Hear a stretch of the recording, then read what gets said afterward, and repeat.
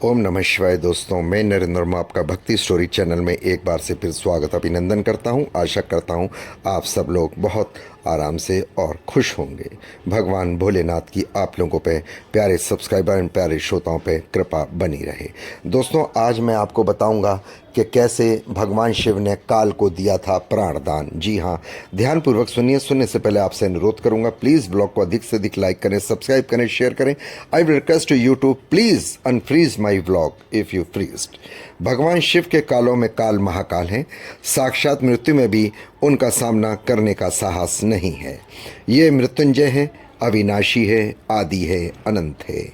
भगवान शिव इतने भोले हैं कि वे अपने भक्त की पुकार पर दौड़े चले आते हैं और उसे मनचाहा वरदान दे देते हैं, उसकी मनोकामनाओं की पूर्ति करते हैं। आज हम आपको लिंग पुराण की एक कथा के बारे में बताते हैं, जिसमें काल को भगवान शिव ने प्राणदान दिया और अपने भक्तों के विश्वास को टूटने नहीं दिया। आइए पढ़ते हैं क्या है पौराणिक कथा। भगवान शिव के परम भक्त श्वेत मुनि पर्वत पर एकांत में अपने आराध्य का ध्यान करते और उनकी पूजा करते थे। वे कहते थे कि मृत्यु उनका क्या कर सकती है। उन्होंने तो साक्षात महाकाल की शरण ली हुई थी। उनके आश्रम में शांति और आत्मविश्वास की पवित्रता झलकती थी। उनके तप के बल से आश्रम दिव्यमान था। श्वेत मुनि अपने जीवन काल के अंतिम पड़ाव पर आ गए। दोस्तों, हर एक इंसान को जाना है इस दुनिया से। वे मृत्यु से निडर होकर रुद्र अध्याय का पाठ करते थे। उनके जीवन का अंतिम श्वास चल रहा था। अचानक वे चौंक पड़े। उनके समक्ष एक विकराल आकृति खड़ी थी। पूरा शरीर काला था और उसने काले वस्त्र धारण कर रखे थे। क्षमा कीजिए, एक विकराल आकृति आके खड़ी हुई, काले उस वस्त्र उसने ढाक लिए। श्वेत मुनि ने अपने आश्रम में शिवलिंग का करुणामय सॉरी, माफी चाहता हूं दोस्तों। श्वेत मुनि ने अपने आश्रम के शिवलिंग का करुणामय होकर देखा और ओम नमः शिवाय का मंत्र उच्चारण किया।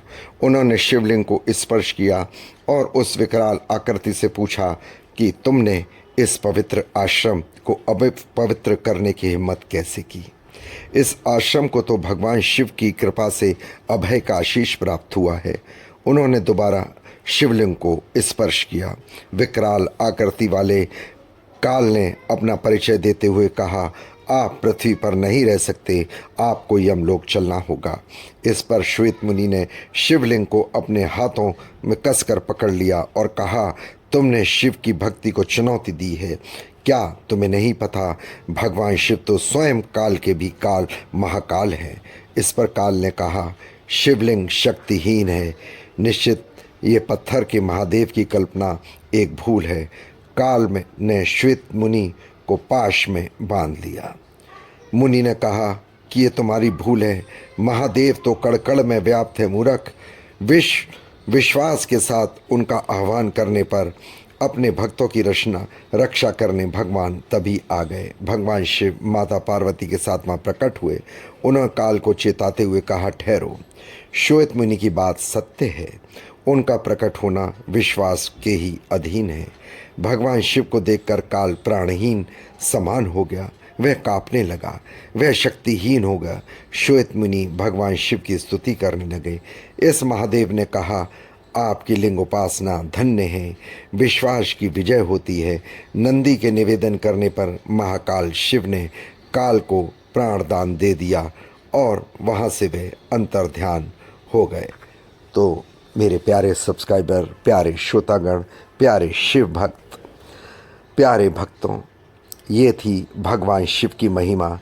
जो भोलेनाथ की सच्ची प्रकार से प्रार्थना करता है, पूजा करता है, सेवा करता है, आराधना करता है, साक्षात काल भी उसको नहीं बिगाड़ सकता और वो काल भी मृत्यु को चला जाता है, तब भगवान काल को भी प्राणदान दे देते हैं। आपको व्लॉग कैसा लगा बताएं।